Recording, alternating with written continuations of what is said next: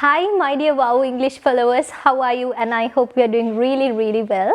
ඉතින් ඔන්න අදත් මම O level ලියන ඔයාලා වෙනුවෙන්ම මේ කරන lesson series එකේ lesson 7 අරගෙන ආවා.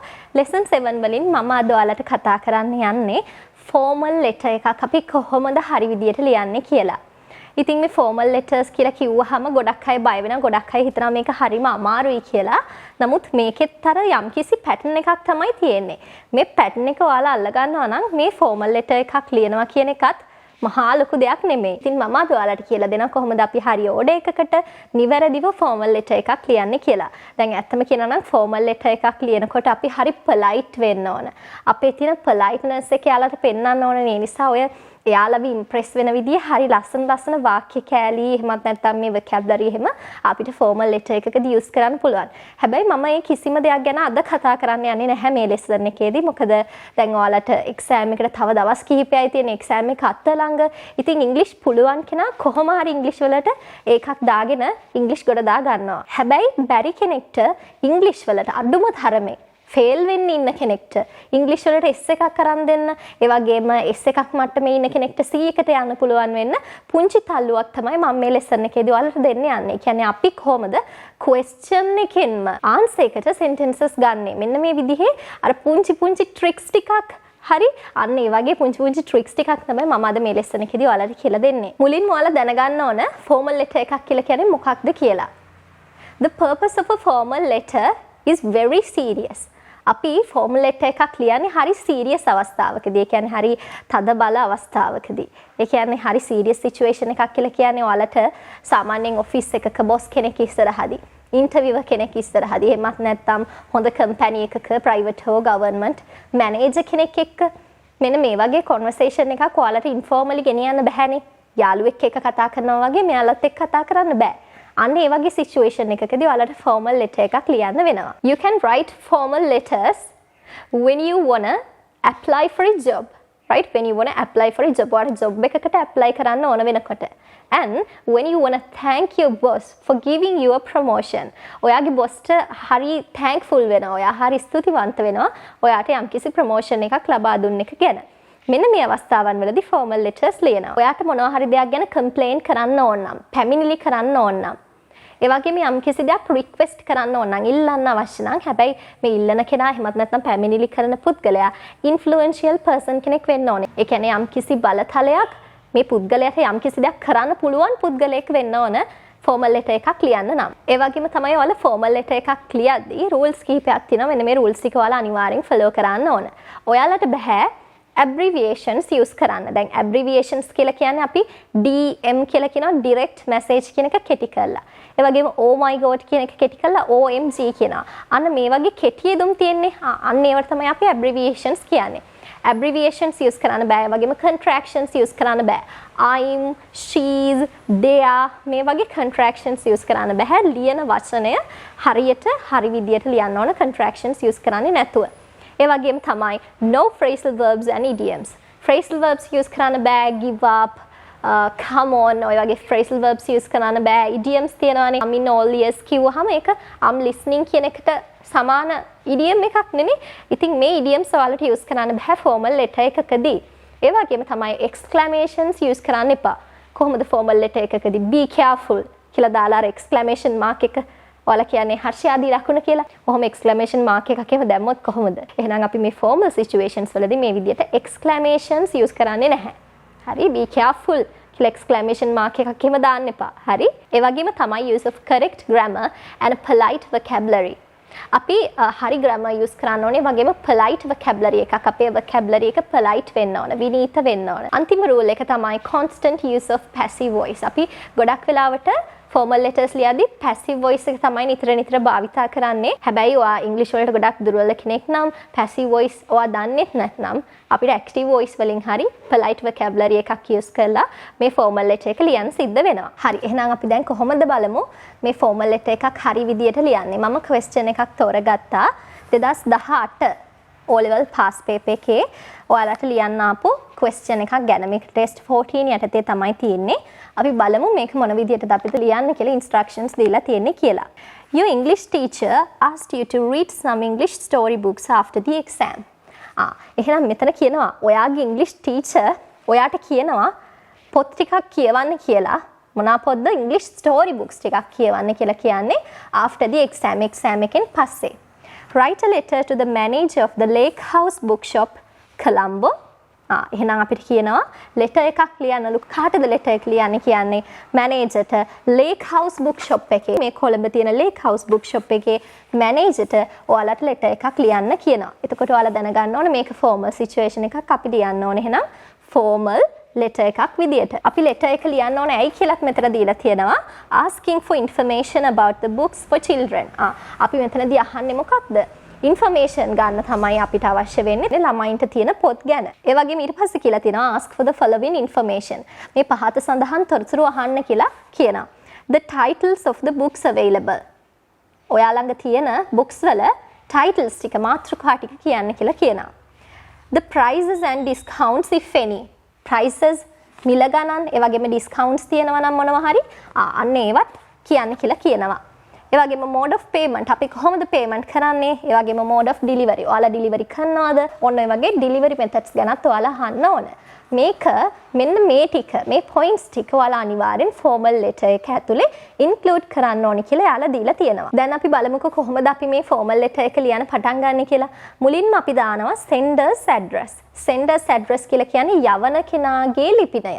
හිතන්න දැන් මම තමයි මැනේජර්ට මේ formal letter එක යවන්නේ. එහෙනම් මගේ address එක තමයි දාන්න ඕන. අපි මොකක් හරි address එකක් ගමුකෝ. number 25 ඇඹිලිපිටිය රත්නපුර. හරි number 25 බලන්න මෙතන කමා එකක් දාලා තියෙනවා. ඇඹිලිපිටිය කියලා තායි කමා එකක් දාලා තියෙනවා. රත්නපුර කියලා full stop එකක් තියලා තියෙනවා. ඊට පස්සේ අපි date එක දාන්න ඕන.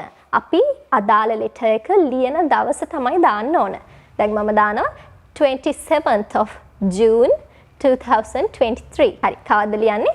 ජූනි මාසේ 27 වෙනිදා 2023. ඊට පස්සේ අපි රූලක් පන්නලා ලියන්න ඕන receiver's address. ඊට පස්සේ අපි රූලක් පන්නලා ලියන්න ඕන receiver's address. ඒ කියන්නේ අපි දැන් මේ යවන ලියුම ලැබෙන කෙනා ඉන්නවනේ. අන්න යාගේ address එක තමයි ලියන්න ඕනේ. යාගේ address එක අපි ගන්නෙ කොහොමද? දැන් අපිට question එකේ තිබ්බනේ මෙයා manager කියලා නේද? ඒ නිසා අපි ලියනවා the manager, Lake House bookshop, Colombo full stop. මෙන්න මේ විදිහට අපි receiver's address එකක් ලියනවා. මතක තියාගන්න ඔයාලා මේ formal letter එකක් ලියද්දි මේ හැම detail එකක්ම rule කොනකින් පටන්ගෙන හරි විදිහට ලියාගෙන යන්න ඕන. මේ පැත්තේ sender's address දාලා ඊට පස්සේ අනිත් පැත්තේ receiver's address දාන්න එහෙම එකක් නැහැ. කෙලින්ම පහලට ඔක්කොම එක පේලියට ඔයාලා ලියාගෙන යන්න ඕන. ඊට පස්සේ අපේ salutation එක ලියනවා. salutation කියන්නේ අපේ ආමන්ත්‍රණය. අපි කොහොමද යාව ආමන්ත්‍රණය කරන්නේ? hey, hello, hi කියලා අපිට කියන්න පුළුවන්ද? බෑ. මොකද මේවා හරි informal phrases. ඒ කියන්නේ අපිට වැදගත් අවස්ථාවකදී use කරන්න බෑ. ඒ නිසා අපිට අනිවාර්යෙන් කියන්න වෙනවා dear sir. එහෙමත් නැත්නම් ඇල ඉරක් ගහලා madam. dear sir, madam. ඔයාලා gender එක දන්නේ නැත්නම් ඒ manager එතන ඉන්න manager ගැහැණු පුද්ගලයෙක්ද පිරිමි පුද්ගලයෙක්ද කියලා දන්නේ නැත්නම් මේ විදිහට ඔයාලා dear sir, ඇල ඉරක් madam කියලා දාලා කමා එක මතක ඇතුව දාන්න. මොකද මේක ආමන්ත්‍රණය කිරීමක් නේ. හරි. එහෙනම් dear sir, madam. ඊට පස්සේ අපි title එක ලියනවා. title එකේදී ඔයාලා ලියන්න ඕන ඔයාලා මේ letter එක එයාට ලියන ප්‍රධානම හේතුව තමයි title එකේදී ඇතුළත් කරන්න ඕනේ. ඒ වගේම මතක තියාගන්න title එක capital letter එකකින් ආරම්භ කරන්න ඕන. ඒ වගේම තමයි මේක මේ title එක යටින් ඉරක් හඳින්න ඕන. It should be underlined. හරි? title එක යටින් අනිවාර්යෙන්ම ඔයාලා underline කරන්න ඕන title එක. title එක නම් ඔයාලගේ question එකෙම ගන්න පුළුවන්. දැන් ඔයාලගේ question එකේ තියෙනවානේ මෙහෙම write a letter to the manager of the Lake House bookshop Colombo asking for the information about the books for children.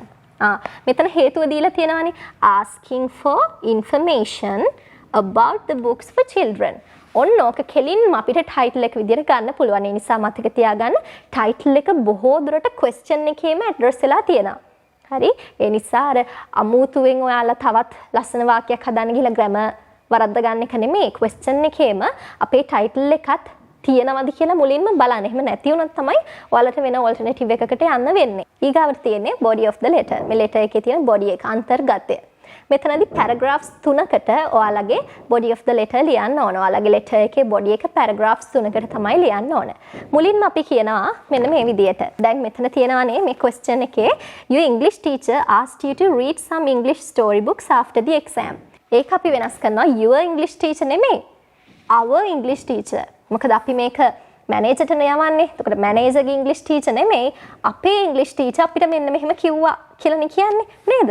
එහෙනම් අපි කියනවා our English teacher asked you නෙමෙයි asked us. අපිට කිව්වා.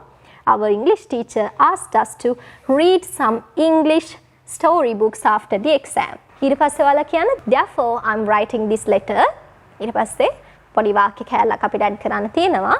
මෙන්න මේක මතක තියාගන්න. Therefore ඒ නිසා I'm writing this letter මම මේ letter එක ලියනවා asking information about the books for children. මෙතන බලන්න මේ අපි මේ අලුතින් add කරපු වාක්‍ය කොටස අපි title එකෙත් ලිව්වා ඒ වගේම අපේ question එකෙත් තියෙනවා. ඒ නිසා අපි අමුතුවෙන්ම sentence එකක් හැදුවේ නැහැ. ඒ නිසා මෙන්න මේ patterns වල අල්ලගන්න.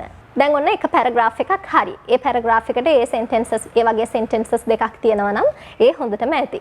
ඊට පස්සේ අපි ඊගාව paragraph එකට යනවා. මතක තියාගන්න paragraph වල ආරම්භ කරනකොටත් රූලේ මුලින්ම පටන් ගන්න. චුට්ටක් හරි ඉදි ඉතුරු කරලා පටන් ගන්න ඕන කියලා එහෙම එකක් නැහැ. රූලේ මුලින්ම පටන් ගන්න. දෙවැනි paragraph එකට යනකොටත් රූලේ මුලින්ම පටන් ගන්න. මැදකින් පටන් ගැනීමේ අවශ්‍යතාවයක් නැහැ. දැන් අපිට question එකේ දීලා තියෙනවානේ මෙන්න මේ details ගැන අහන්න කියලා. title සෙවන්න කියනවා. payment method එක මොකක්ද අහන ඔය හැමදේම දැන් අපි මෙයාගෙන් letter එකේදී අහන්න එපයි. ඒ නිසා අපි මෙන්න මේ වගේ phrase එකකින් අපි පටන් ගන්නවා ඊගාව paragraph එක ලියන්න. Could you please? ඔයාට පුළුවන්ද? ඔයාට කරුණා කරලා පුළුවන්ද? Could you please? ඒ වගේම ඔයාලට තව කියන්න පුළුවන් would it be possible to? ඔයාට පුළුවන් වේවිද? would it be possible to? එහෙමත් නැත්නම් ඔයාලට ලියන්න පුළුවන් would you be so kind as to? would you be so kind as to? මෙන්න මේ phrases තුනෙන් ඕනම phrase එකක් අරගෙන ඊට පස්සේ මේ sentence එක complete කරන්න අවශ්‍ය ඉතුරු කොටස ඔයාලා හදා ගන්න ඕන. දැන් අපි මෙතනදී ගමුකෝ could you please කියන එක. could you please send me? මට එවන්න පුළුවන්ද? හරි? could you please send me? බලන්න question එකේ තියෙනවා the titles of the books available. අන්න. ඕක ওই විදිහටම අපිට ගන්න පුළුවන් නේ. could you please send me the titles of the books available? and the prices and discounts if any. දෙවැනියට අපිට include කරන්න කියලා තිබ්බ කරුණත් අපි මේ sentence එකට ඇතුළත් කළා. ඊට පස්සේ බලන්න මම කොහොමද මේ mode of payment delivery මෙන්න මේ දෙක manager එකෙන් අහන්නේ කියලා. ඒක ඔයාලට පටන් ගන්න පුළුවන් මෙන්න මේ විදියට. Please be kind enough. හරි? Please be kind enough to send me the mode of payment and mode of delivery. Please be kind enough to send me mode of payment and mode of delivery also. මෙන්න මේ දේවලුත් මට එවන්න කාරුණික වෙන්න කියලා කියනවා. දැන් අපි මේ හැම දෙයක්ම include කරානේ අපිට නිකන් බොරුවට ලොකු දේවල් මේ formal letter එකේ ලියන්න අවශ්‍ය නැහැ. අපිට කියන්න ඕන අදාළ දේ විතරයි අපි formal letter එකකදී ලියන්නේ. How are you? ආර කොහොමද? I'm doing very well. ඔය වගේ ඒවා අපි formal letter එකකදී use කරන්නේ නැහැ. ඊට පස්සේ අපි යනවා අපේ ඊගාව paragraph එකට. ඊගාව paragraph එකේ ඔයාලා ලියන්න ඕන ඔයාගෙන් reply එකක් එනකන් මම මග බලාගෙන ඉන්නවා. කියන අදහස් තමයි ඔයාලා දෙන්න ඕන. ඔයාලට ඒක කියන්න පුළුවන් looking forward to hearing from you. looking forward to hearing from you. ඔයාගෙන් reply එකක් එනකන් මම මග බලාගෙන ඉන්නවා. looking forward to hearing from you. ඒ වගේම හිතන්න ඔයාලා යම් කිසි දෙයක් ගැන complain එකක් කාට හරි කරනවා. හිතන්න පොලිසිය කෙනෙක්ට වෙන්න පුළුවන්. මේ වගේ වෙලාවට ඔයාලට paragraph එක අවසන් කරද්දි මෙන්න මේ phrase එක use කරන්න පුළුවන්. හැබැයි මේ phrase එක මේ letter එකට නම් use කරන්න බෑ. Please be kind enough to look into this matter as soon as possible. Please be kind enough to look into this matter as soon as possible. කාරුණික වන්න මේ කාරණාව ගැන හැකි ඉක්මනින් හොයලා බලන්න. එහෙම කියනානේ. හිතන්න දැන් ඔයාගේ ගමේ පන්සල තියෙනවා. පන්සලට එහා පැත්තේ හිස් ඉඩමක් තියෙනවා. එතනට හැමෝම කුණු ගෙනහලා දානවා. ඒ නිසා ඔයාලා කාට හරි කම්ප්ලේන් එකක් දානවා. අන්න ඒ වගේ අවස්ථාවන් වලදී මේ please be kind enough to look into this matter as soon as possible කියන මේ phrase එක use කරන්න පුළුවන්. ඕන දැන් අපේ body paragraph එකත් හරි. ඊට පස්සේ body paragraph එක යටින් rule එකක් අතාරින්න ඕනේ නැහැ. thank you කියලා ලියන්න. ස්තුතියි. ස්තුතියි කියන අදහසින් thank you කියලා ලියන්න. ඊට පස්සේ rule එකක් අතාරින්න. දැන් ඔන්න අපි යන්නේ end එකට. හරි end එකේදී ඔයාලා ලියන්න yours faithfully. විශ්වාසදායි කියන අදහස. විශ්වාසී නේද? ඊට පස්සේ yours sincerely. ඒ කියන්නේ ඔයාට මාව විශ්වාස කරන්න පුළුවන්. yours faithfully, yours sincerely කියලා ඔයාලගේ sign එක දාන්න. sign එක දැම්මට පස්සේ එහෙමත් නැත්නම් signature එක දැම්මට පස්සේ ඊට යටින් ඔයාගේ නම ලියන්න. ඒ කියන්නේ signature එක නෙමෙයි සාමාන්‍යයෙන් English letters වලින් ඔයාලගේ නම ලියන්න. ඉතින් මෙන්න මේ විදිහට තමයි formal letter එකක structure එක හැදෙන්නේ. ඉතින් මම හිතනවා ඔයාලට මේ lesson එක පැහැදිලි වෙන්නේ නැති කියලා exam එකට යන්න කලින් past papers වල ආපු formal letters 3-4ක් අරගෙන ඒවට පොඩ්ඩක් practice කරලා යන්න. මොකද formal letter එකක් හෝ informal letter එකක් අනිවාර්යෙන්ම exam paper එකේ තියෙනවා. ඉතින් මම ඊගාව lesson එකේ ඔයාලට informal letter එකක් ලියන විදිය කියා දෙන්නම්. So see you guys soon in my next videos. Bye. Lots of love for you.